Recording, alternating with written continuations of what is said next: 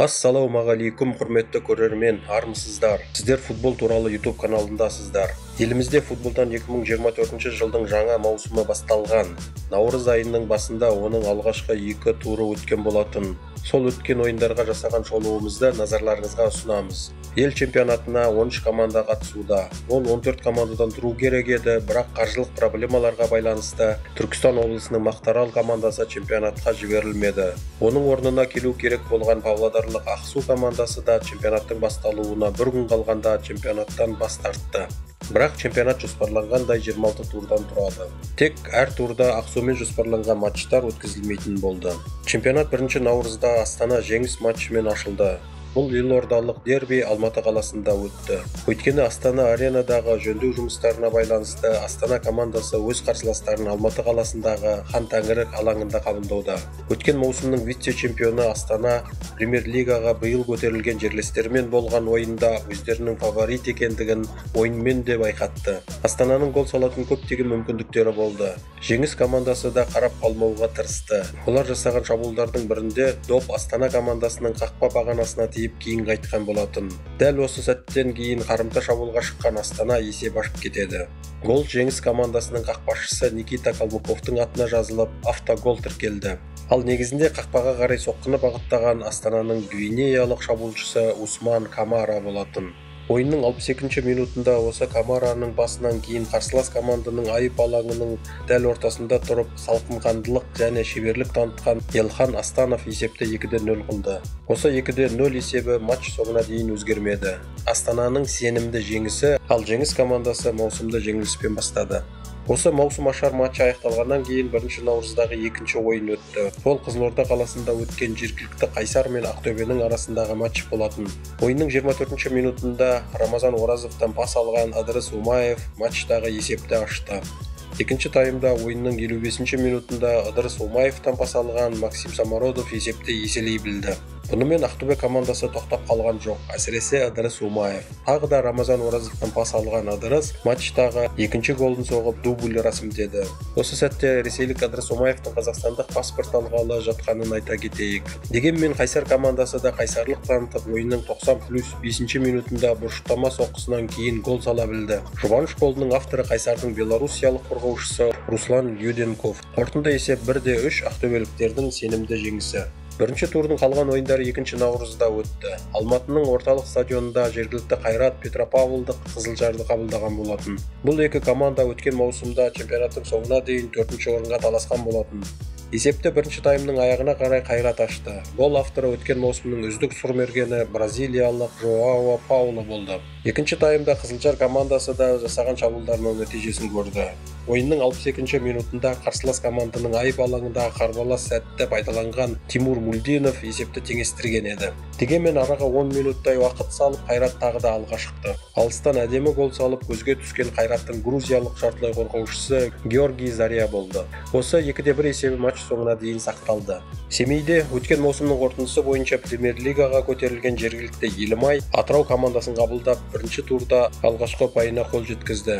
Командалар 0-0 есебімен тең тарқасты. Ал Шымкент қаласында өткен маусым чемпионы Ордабасы Қарағандының Шахтерін қабылдады. Осының алдында Түркияда өткен суперкубок ойынында негізгі уақытта 1-1 есебімен тең ойнап, пенальти сериясында қостанайлық Тобылға есе жіберіп алған Асқат Тағыберген бастаған шымкенттіктер кеншілерді ойсырата жеңді. Есеп 5-ші минутта ашылды. Гол авторы Ордабасының украиналық қорғаушысы Игорь Пластун. Ол капитан Асқат Тағыбергеннің боштамадан әуелетіп көтерген добын баспен соғып, оны қақпада тулатты. Ал 13-ші минутта өзбек жартылай қорғаушысы Шохбоз Умаров қарсыластың айып алаңында командаласынан ыңғайлы пас алып, есепті еселеген болатын. Ордабасының және бір өзбек футболшысы Жасурбек Яхшебоев 1-ші таймның өзінде есепті 3-0-ге жеткізді.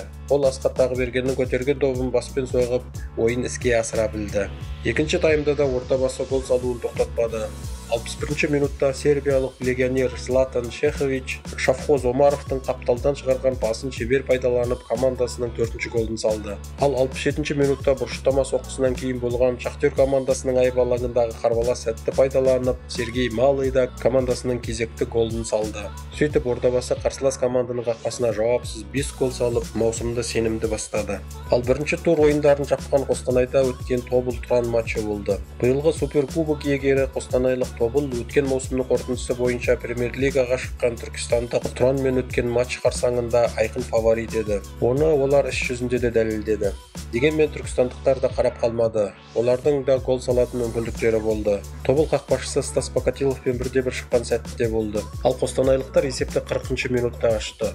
Гол авторы пенальтиді сәтті орындаған мароккалық жартылай қорғаушы Ахмед Эль Мессауди болды. Ойынның 61 минутында Тобылдың тағы бір африкалық легионері тоголық шабуылшы Давид Энен Роман Асранқұловтан пас алып есепті еселеді.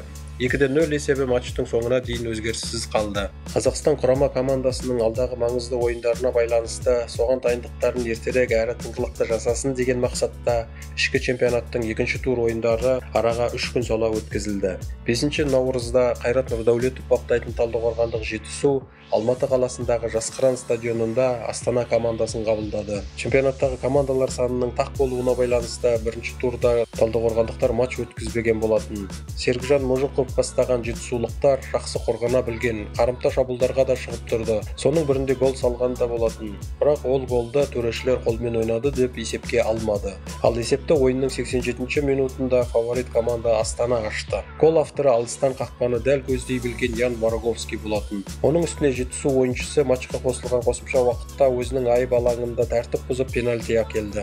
Оны Элхан Астанов сәтті орындап матчтың нүктесін қойған болатын. Қорытынды есеп 0-2, қонақ команданың 2 ойындағы 2-ші жеңісі. Қызылордадағы Ғани Мұратбаев атындағы стадионда жергілікті Қайсар командасы Петропавлдық Қызылжарды қабылдады. Ойынның 16 минутында ұрымтал сәтті пайдаланған Қызылжардың белоруссиялық жартылай қорғаушысы Евгений Березкин есеп ашты. Ал 53 минутта тәртіп бұзған қайсарлық Думан Нарзилдаевтың әрекетін VAR арқылы тексерген төреші оған қызыл қағаз көрсетіп алаңнан қуды. 10 ойыншымен қалған Қайсар 60 минутта қақпаларына 2-ші голды жіберді. Гол авторы Қызылжардың черногориялық шабуылшысы Борис Смелянич. Ойынның 80-ші минутында Евгений Березкин ойында дубль рәсімдеп есепті 0-3-ге жеткізді. Және де осы есеп матч соңына дейін өзгермеді. Қайсар өз алаңында қатарынан 2 рет ойсырай жеңіліп отыр. Атырауда жергілікті команда Шымкенттік Ордабасыны қабылдады. Бірінші турда ірі жеңіске жеткен шымкенттіктер екінші ойындарында да 3 ұпай алғылары келетіні ойындарынан байқалды. Олар көбірек шабуылдар жасады және сондай шабуылдарының бірінде доп Атырау командасының қорғаушысына тиіп қақпаға енеді. Бұл ойынның 66 минуты еді. Бірақ Атырау берілмеді. Олар да шабуылдата бастады және соның нәтижесінде 90+5 минутта Ерсұлтан Қалдыбеков есепті теңестіріп кетеді. Есеп 1-1 Атыраудың 2-ші ойындағы 2-ші тең ойыны. Қостанайдағы Тобыл аренада жергілікті Тобыл командасы семейлік Елімайды қабылдады. Бұл ойындағы фаворит қостанайлықтар болғанымен есепті ойынның 2-ші минутында Елімай ашты. Гол авторы камерундық шабуылшы Роберт Диптам. Тобыл есепті 26 минутта теңестірді. Роман Асранқұловтың шығарған пасын голға айналдырған Тобылдың сербиялық жартылай қорғаушысы Игор Иванович. Ал 4 минуттан кейін қостанайлықтар алға да шыға білді. Алыстан дәл теуіп командасының 2-ші голын салған украиналық Евгений Шахов болды. 2-ші таймның басында Тобыл ойыншысы өз айып алаңында қолмен ойнап қақпасына пенальти әкеледі. Оны Елімайдың бразилиялық шабуылшысы Шина сәтті орындап есепті 2-2 қылады. 62-ші минутта шабуылдағы Роман Асранқұловқа қарсы дөрекі ойнап тәртіп бұзғаны үшін Елімайдың Босния және Герцеговинадан келген легионері Иван Шараваня алаңнан қуылды. Ал 72-ші минутта Тобыл есепте тағы да алға шығады. Гол авторы италиялық шабуылшы Барри Купер Готберг.